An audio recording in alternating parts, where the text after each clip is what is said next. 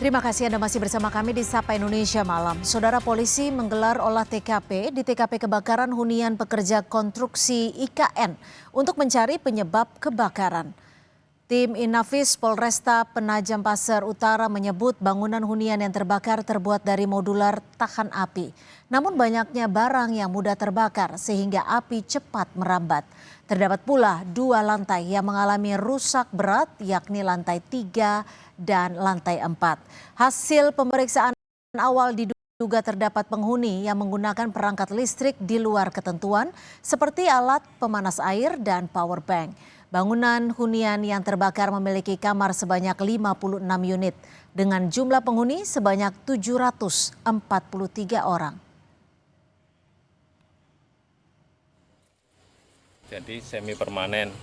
Memang bahannya tidak mudah terbakar, namun isinya di situ ada pakaian, kasur, barang-barang berharga milik pekerja sehingga api cepat untuk merambat ke kamar-kamar sebelah. Namun kendalanya bahwa titik api yang kita perkirakan dari kamar 305 dan 306 belum bisa diakses oleh manusia karena lantai terbuat dari galvalum dan asbes.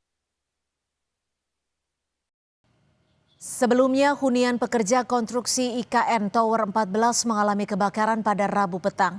Api dengan cepat melalap bangunan berlantai 4 yang merupakan tempat tinggal bagi pekerja konstruksi di IKN.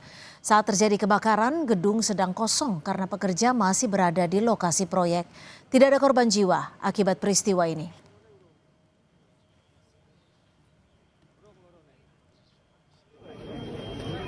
Kita latihan dari tadi anjing. Oke, gue kira kebakaran ban, Cok.